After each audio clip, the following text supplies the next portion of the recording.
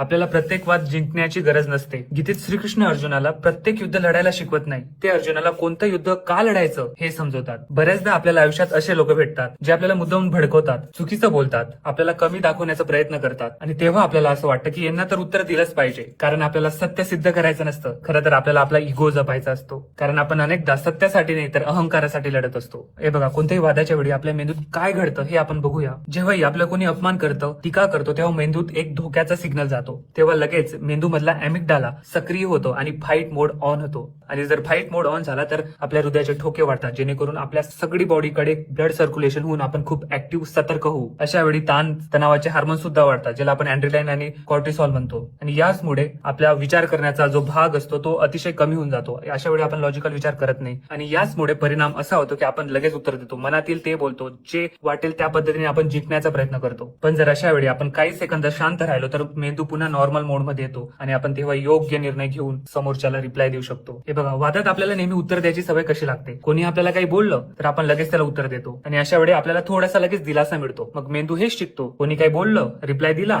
असं केलं की लगेच मेंदूला बरं वाटतं आणि हीच बनते सवय. आणि पुढच्या वेळी पुन्हा तसंच आपण वागतो. वादामध्ये आपला विजय केव्हा होतो आणि समोरच्याचा विजय केव्हा होतो. वादात जेव्हा आपण शांत राहतो तेव्हा आपण जिंकतो, पण तो काही बोलला आणि आपण लगेच भडकलो तर तो जिंकला. वादात आपण विचार करून उत्तर दिलं किंवा काहीच उत्तर दिलं नाही तर आपण जिंकलो, पण लगेच ताबडतोब प्रतिक्रिया केली तर तो जिंकला. वादात जेव्हा आपण आपल्या भावना आपल्या नियंत्रणात ठेवतो तेव्हा आपण जिंकतो, पण जर नियंत्रणात ठेवल्या नाही तर तो जिंकतो. वादात जेव्हा आपण परिस्थितीवर नाही तर स्वतःवर नियंत्रण मिळवतो तेव्हा आपण जिंकतो, पण जेव्हा राग, अपमान, अहंकार याच्या जाळ्यात आपण अडकतो तेव्हा तो जिंकतो. जेव्हा वादात आपण नातं, वेळ, मानसिक ऊर्जा वाचवतो आपण जिंकतो, पण जेव्हा वेळ, ऊर्जा आणि मन शांती आपली नष्ट होते ना तेव्हा तो जिंकतो. म्हणजे ज्या क्षणी वादात आपल्या भावना हा समोरचा नियंत्रित करतो त्या क्षणी वाद हा तो जिंकतो आणि आपण हरतो. म्हणजेच वादाच्या वेळेस स्वतःवर नियंत्रण ठेवणे, विजय मिळवणे हाच आपला खरा विजय आहे. मग वाद टाळून जिंकण्यासाठी आपण काय करायला हवं? अशा वेळी थोडं थांबा, 5 सेकंद श्वासावर लक्ष द्या, थोडा विचार करा, येथे उत्तर देणे आवश्यक आहे का? दृष्टिकोन बदला, समोरच्याला समजून घ्या, स्वतःला नाही. शांतपणे उत्तर द्या किंवा दुर्लक्ष करा. एक सीमा ठेवा, समोरचा रिस्पेक्ट करत नसेल तर अंतर ठेवा. असे केल्याने आपल्याला काय मिळते? मानसिक शांतता, ऊर्जेची बचत, नातेसंबंध सुधारतात.